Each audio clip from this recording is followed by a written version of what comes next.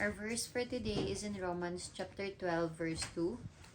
Do not conform to the pattern of this world, but be transformed by the renewing of your mind.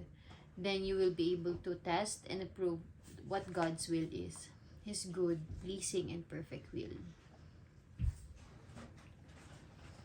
What do you think of when you hear the term worldview? Someone's perspective on a particular area or country. Worldview. Ikaw, ate. Ako yung yung ginawa ni Lord na nasa mundo. Like mga nature or human.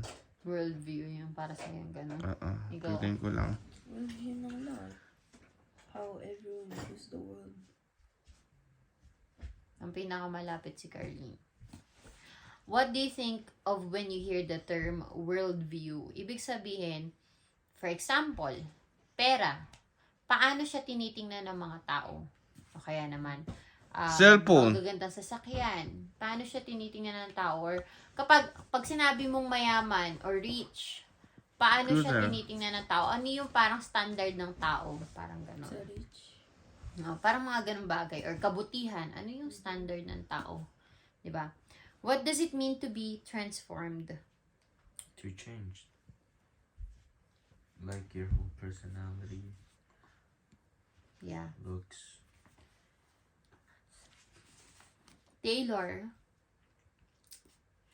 was a star basketball player, but she was not a team player. She never passed the ball. She talked down to her teammates, constantly letting them know how lucky they were to have her. And if her coach created the play for someone else to shoot, Taylor refused to execute it. When Taylor learned about Jesus, everything changed. She realized that life wasn't all about her. Her behavior changed, but more importantly, her thoughts changed. Even in the midst of competition, her thoughts were focused on glorifying God. She looked for and found evidence of God's image in her teammates. When we become believers, we adopt a new worldview. Our old ideas get kicked out and we begin to look at everything through faith lens. We think about things differently. And if someone old attitudes and thoughts do creep in, we need to get rid of them. It is our new worldview that will lead us to God's perfect will for our lives. Ito Carlene Charles, totoo to, na kapag ka naranasan mo si Lord sa buhay mo Your life at will nagbasa ka ng Bible, yung pag-iisip mo sa mga bagay-bagay is iba na. Kaya nga, sa totoo lang, hindi magandang tumatambay tayo sa Facebook. Kasi, Nainggit ka lang. nagkakaroon ng parang social competition, 'di ba? Yung parang buhay mo nako-compare mo sa ibang tao, yung family ng ibang tao nako-compare mo, yung anak ng ibang tao nako-compare mo sa anak mo, 'di ba? So, yung kabuuan mo is nako-compare mo dahil sa mga nakikita natin sa social media. And feeling natin, ganun din dapat ang buhay natin because that is how the world view, 'di ba? Pero sa Bible hindi ganun. Sa Bible hindi importante kung gaano karaming bahay ang meron ka. Kay God hindi importante kung gaano karaming Naalala niyo yung DBS kahapon? Walang kwenta yung yung parang ibibigay nyo kay Lord, walang halaga. Gold man yan or kahit na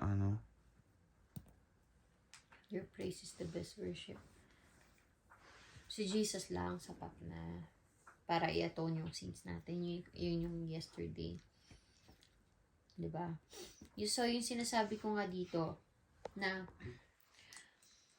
sa sobrang gusto nating ma-view, ma-like, ma-heart din tayo ng world. 'Di ba?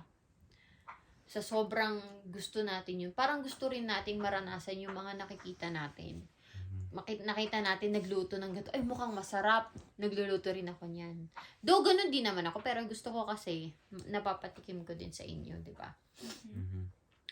Meron din naman yung parang, nag-travel yung friend niya, ay naku, wala na, ang lungkot ng buhay ko, dito na lang ako palagi sa bahay, wala na mangyayari sa buhay ko, di ba?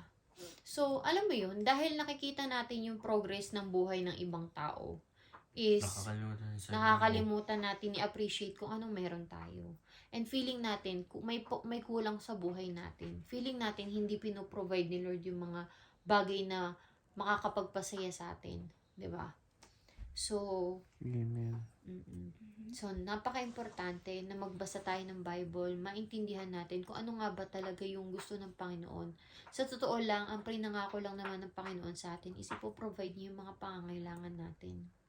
Diba? Pero, tatandaan mo that God can bless you ultimately kapag sumunod ka sa Kanya at nagpasakop ka sa Kanya. Yung blessing na meron ka ngayon, walang-wala yan sa kayang ibigay ng Panginoon. Walang-wala yung mga nakikita mo sa social media kung si Lord ang magbibless sa'yo. Not until you understand really the meaning of blessed. Kasi, pwede yung blessing sa'yo is yung maraming bahay, nabibili lahat ng gusto, feeling mo yun yung mga bless na tinatawag. Meron ding ibang perspective ang blessing. 'Di ba? Ang sinasabi ko dito, wag natin hayaang lamunin tayo ng social media kung ano yung nakikita natin. Tatandaan mo, hindi mo kailangan ng 10, 3, isang bahay para makapuno ka na magkaroon ka ng kwarto sa heaven. The only way na magkaroon ka ng kwarto sa heaven is to be good here on earth and to follow Jesus Christ. 'Di ba? Nagkaroon ka ng relasyon sa Kanya. You don't have to have a lot of cars. You don't have to travel the world. Kasi ang problema ngayon, yun ay yung standard ng tao which is maling-mali, 'di ba? And it's not just for you guys, kundi para sa amin to. Kasi we experience that as well, 'di ba? So, kids, kung mga friends nyo, may mga bagong gadget, may bagong phone, may bagong shoes, may mga nakukuha na ibibigay yung mga magulang nila, then be happy for them. 'Di ba? Someday you will have the same thing. Malay nyo, kayo ang mag-work for that, 'di ba? Which is mas maganda pa, 'di ba? So, wag natin hayaang mainggit tayo sa mga bagay na wala pa tayo ngayon. Saka nasa sa kanila yan kung paano nyo titingnan yung kakasaya nyo. Yeah. Meron nga